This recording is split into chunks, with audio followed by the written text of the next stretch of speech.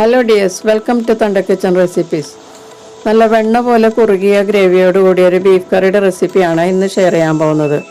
ചപ്പാത്തി, പൂരി, പൊറോട്ടയുടെ കൂടെ മാത്രമല്ല, ഇത് ഫ്രൈഡ് റൈസിൻ്റെ കൂടെയും ഗീ റൈസിൻ്റെ കൂടെയും ഒക്കെ കഴിക്കാൻ വളരെ നല്ലൊരു ഡിഷാണ്.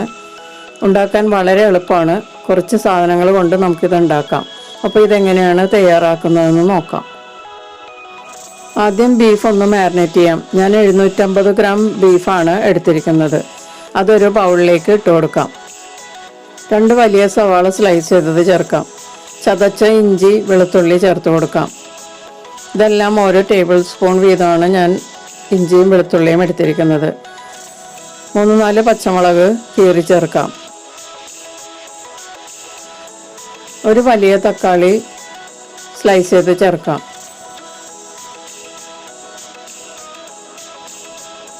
മസാലപ്പൊടികൾ ചേർക്കാം. 1/4 ടീസ്പൂൺ മഞ്ഞൾപ്പൊടി,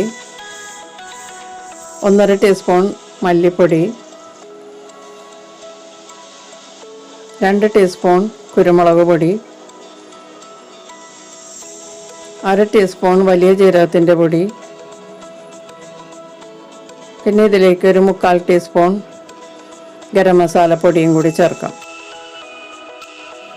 കുറച്ച് മല്ലിയില ചേർത്ത് കൊടുക്കാം.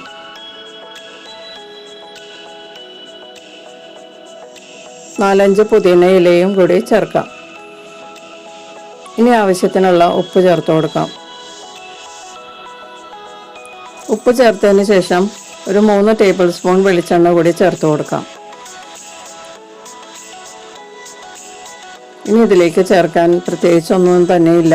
ഇനി നമുക്ക് നല്ലതുപോലെ ഒന്ന് ബീഫുമായിട്ട് മിക്സ് ചെയ്യാം. നല്ലതുപോലെ തിരുമ്മി ചേർക്കുക. എല്ലാ മസാലയും ഈ ചേർത്തിട്ടുള്ള എല്ലാ ചേരുവയും നല്ലതുപോലെ കൈകൊണ്ട് തിരുമ്മി കുഴച്ച് ബീഫുമായിട്ട് മിക്സ് ചെയ്യുക. ഒരു 5 മിനിറ്റെങ്കിലും ഇതുപോലെ നല്ലതുപോലെ മിക്സ് ചെയ്യുക. അതിനുശേഷം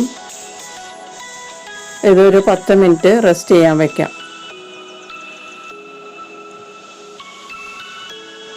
10 മിനിറ്റിന് ശേഷം ഇതൊരു കുക്കറിലേക്ക് ആക്കാം.